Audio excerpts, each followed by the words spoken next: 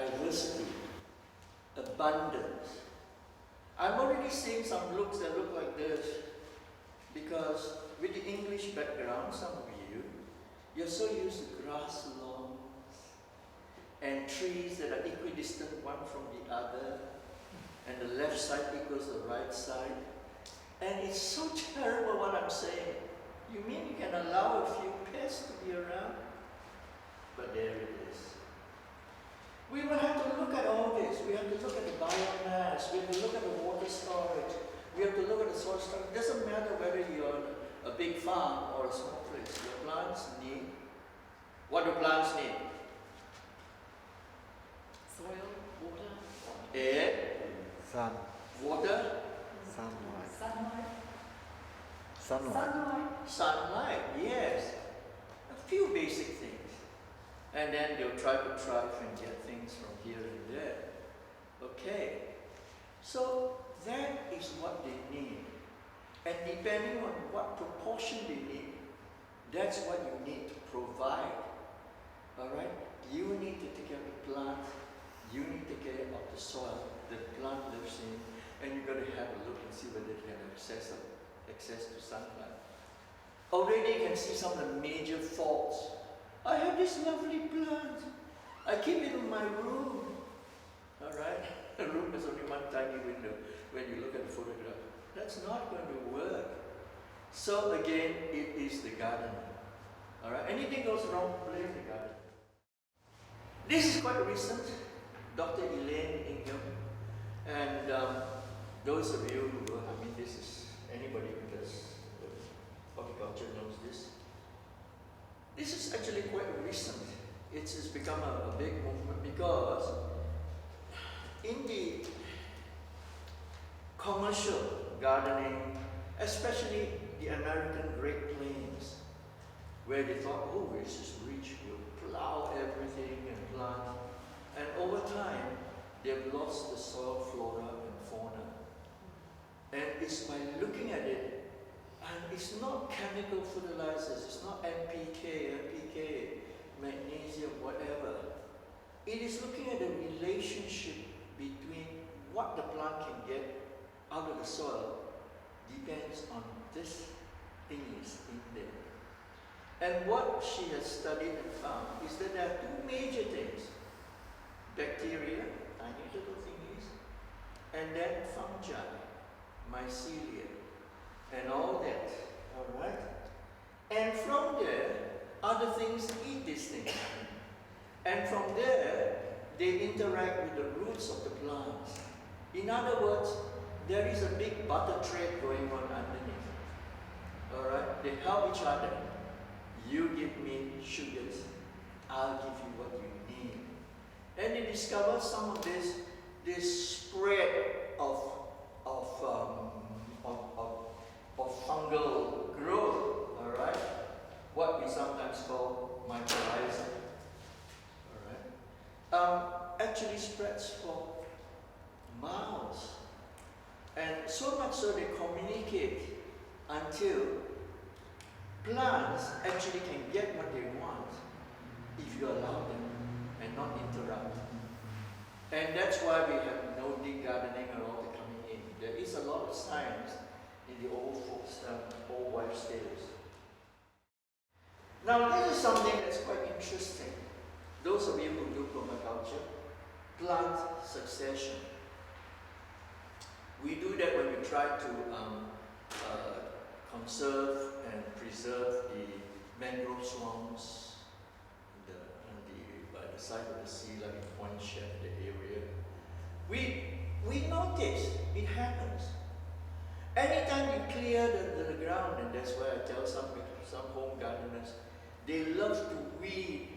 They look at everything and they pull out everything. And they leave bare ground. Bare ground is a wound on the surface of the earth. And like your own wound, when you have something there, your skin grows a scab to cover the wound so that your skin and everything can grow back in place underneath it. When you have bare ground, what happens? The earth will say, what can I grow easily? And over time, plants have filled that niche. We call them weeds. They grow very quickly, they sprout very quickly, they set seed and die very quickly. But they are the first to colonize it. So what does that tell people who weed a lot here? You're killing yourself doing the wrong thing. What is that guy? Sisyphus, is it? What's the Greek mythology? The guy who keeps pushing the thing up and it keeps coming down. Alright? Yeah, Sisyphus? Yeah. So, people who read a lot, they love it, you know. Their knees have permanent calluses and everything.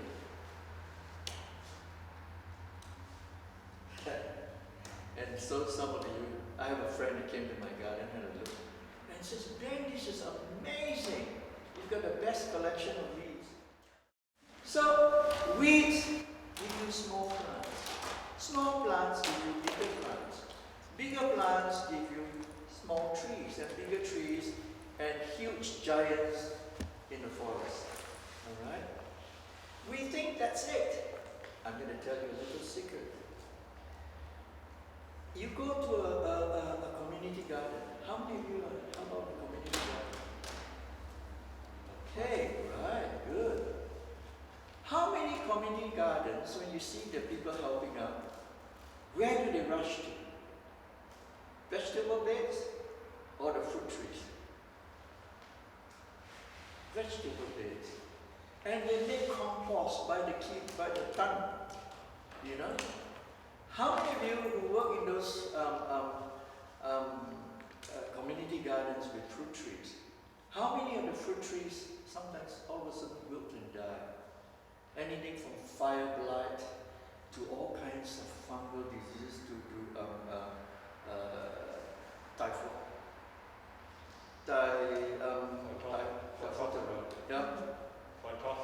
Yeah, Phytophthora. Yeah. How many? Plenty. Plenty. They lose trees all the time. Because they treat them the same way. Alright? Plants are not the same. It's even like a family. The husband and the wife are not the same. You know? Jack Spratt could eat no fat, his wife could eat no lean. You try to do the opposite and they both die. Alright? Why? Because they put a lot of compost, and compost is a lot of greens, a lot of nitrogen. It gives a warmth to bacteria. Bacteria comes up, their vegetables grow, big leaves and everything. Wonderful! Oh, my leaves. My silver beet has got the biggest leaf ever. And what they discovered is this. As you go from the weed, when you open bare ground, or newly emergent island in the ocean, and the first thing that grows out of there are the smallest things, lichens and weeds, basically we call them there. They live on bacteria, 100%. Alright? Which means you chuck an old banana skin there as it rots. Yoo-hoo! That's great. But as they grow bigger and bigger, and your normal vegetables and your vegetable bushes, the bigger ones, the composition now, mycelium grows. In other words, fungal growth.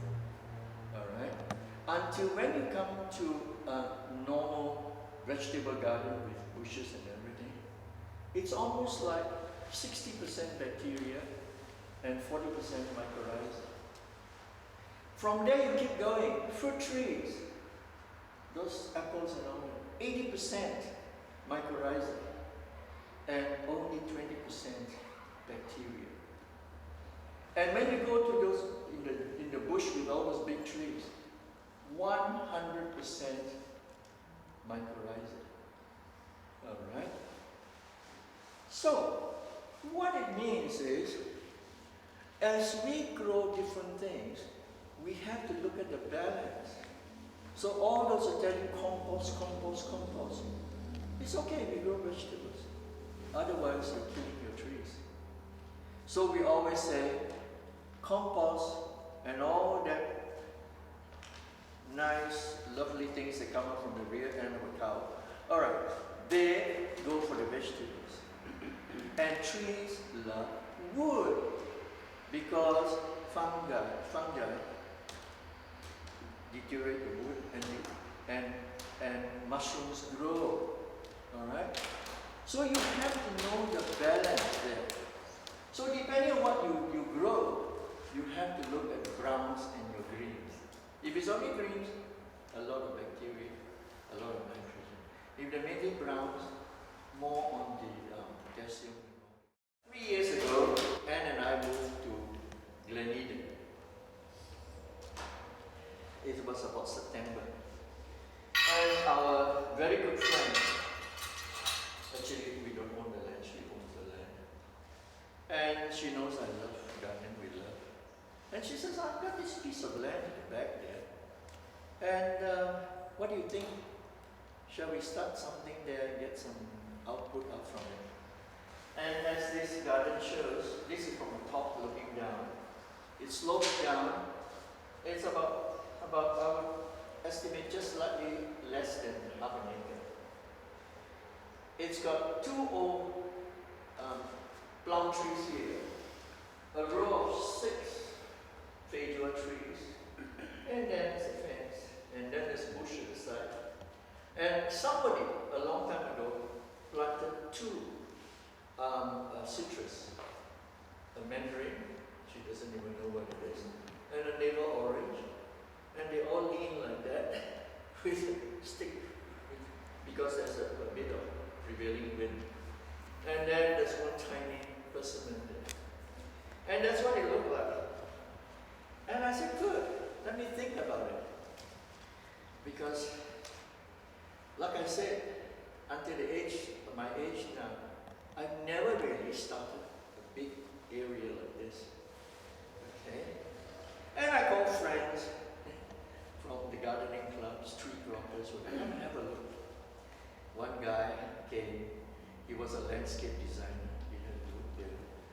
And he says, okay, what you need is because of the water coming down here, you need a herringbone drainage structure, you need to have this, you need to have all those pipes and put them there. Another friend says, we need beds. Where are you going to put your beds? I said, I don't know. He says, come on, say where. I said, everywhere. I want to put vegetables everywhere, trees everywhere. You should see the look of disgust on his face. I've never been called an idiot so many times in half an hour.